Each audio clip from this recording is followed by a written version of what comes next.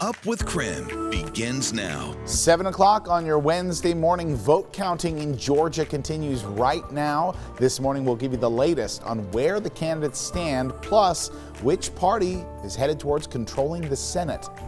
Today, Congress will vote to certify November's general election results. However, a group of politicians still plan to challenge the results, including some leaders from the inland Northwest.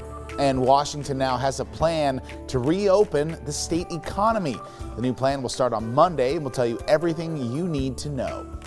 And it's a little bit of rain as we wake up this morning. That rain continues today. I'll let you know when you can expect more sun to return.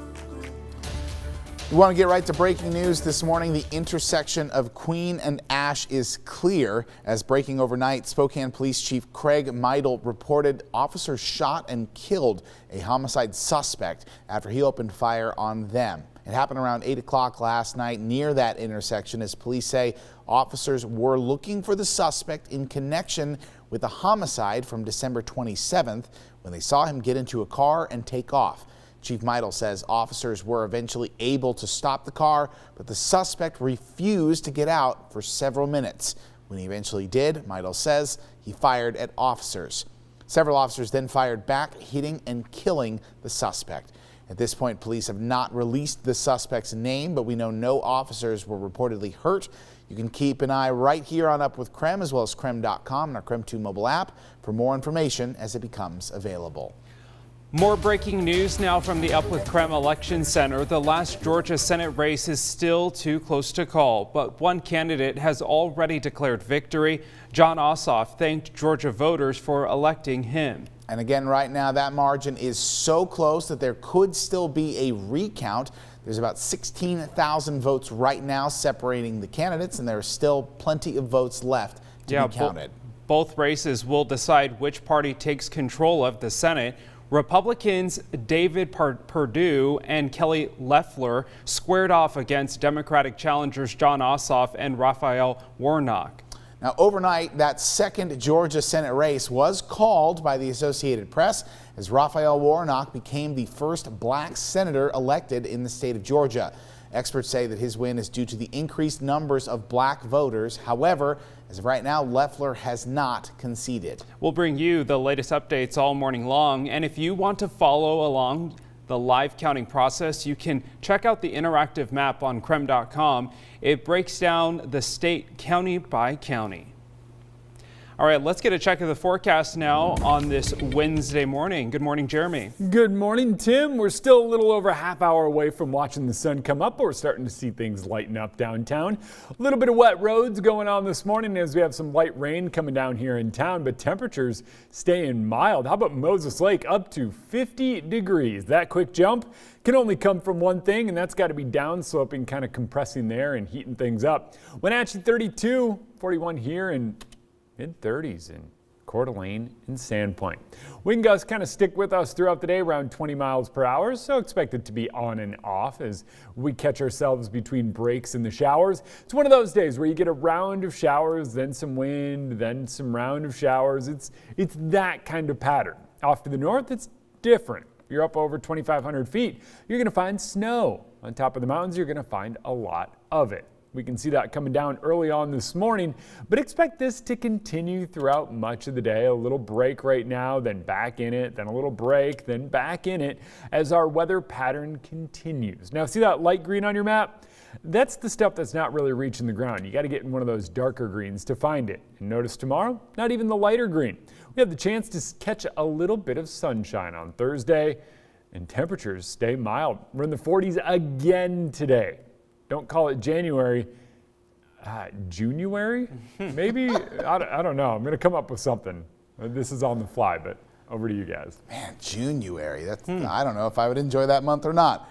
We'll check back in with Jeremy in just a little bit. The big story across Washington this morning, Governor Jay Inslee has released a new plan to reopen Washington State. Yeah, it is big news. It's called Healthy Washington Roadmap to Recovery, and it relies completely on coronavirus data to reopen the state. Now, the state has been separated into these 8 different regions, as you can see right here. Spokane is in that far east region, along with Lincoln, Whitman, Ferry, Stevens, Ponderay, Adams, Garfield, and Asotin. Yeah, the new plan, though, only has 2 phases right now. More phases will be added, but they haven't been established quite yet. Now, phase 1 begins on Monday for all of Washington. That's the same day that the current restrictions will end.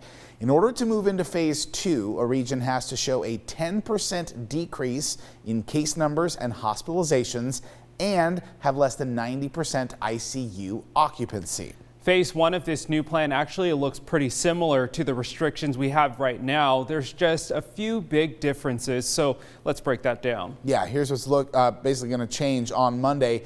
Gyms, which have been closed, will be able to start opening. The DOH says that with this new phase, gyms can do appointment-based fitness and training, but they can only have 1 customer per room or per 500 square feet.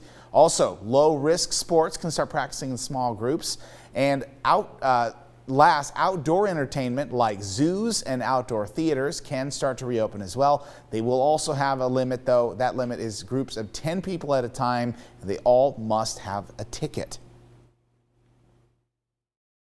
No one has been left untouched by the forces of this pandemic, and many of us continue to suffer in many ways. So we are not out of the woods yet, but we do want to provide a path forward for economic recovery in our state.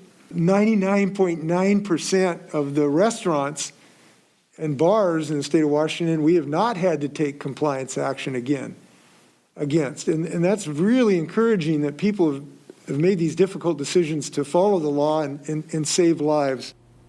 The rest of the phase 1 looks similar to the restrictions we have right now. So come Monday, we still won't be able to have gatherings indoors. Stores are still capped at 25% capacity. Restaurants will still have to keep their indoor seating closed, and the state is encouraging remote work for offices. Spokane Mayor Nadine Woodward responded to the new reopening plan saying, quote, "New information and a clear path forward are welcomed and appreciated and helps ease the frustration and fatigue that has begun setting in. A regional approach and accountability are some of the many positives that are a part of this new plan, and we look forward to greater definition of additional steps." You can read the mayor's entire statement on KREM.com right now. Meanwhile, the Washington Hospitality Association expressed some frustration toward the new plan, saying, quote, "We have spent the better part of a year working with the governor and his team on some of the strongest indoor dining protections in the nation, which contact tracing data showed limited the spread of the virus. We've now been shut down again for 8 weeks, and cases have only continued to grow." Now, Governor Inslee also addressed the Washington state vaccine distribution progress, along with a new tool we can all use to see when we could be eligible for that vaccine. I'm going to walk you through that new tool coming up at 5:30. Dana Marie? Well, it's shaping up to be a contentious day on Capitol Hill, where Congress is set to count the electoral votes for the 2020 presidential election. More than a dozen Republican senators and roughly 100 House Republicans plan to contest the results. That includes Washington Representative Kathy McMorris Rodgers and Idaho Representative Russ Fletcher. Representative McMorris Rodgers claims this week's vote isn't about overturning an election. In a statement, she said it's about examining allegations of potential fraud, certifying that states are protecting election integrity, and ensuring people's voices are heard. We have not heard back about specific allegations she is concerned with. And Congressman Dan Newhouse announced he will not contest the Electoral College results, a joint statement issued by more than a dozen House Republican states. Congress has only a narrow role in the presidential election process. Its job is to count the electors submitted by the state, not to determine which electors the states should have sent.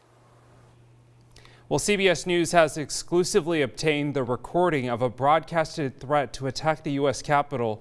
Take a listen. We are flying a plane into the Capitol Wednesday. Soleimani will be avenged.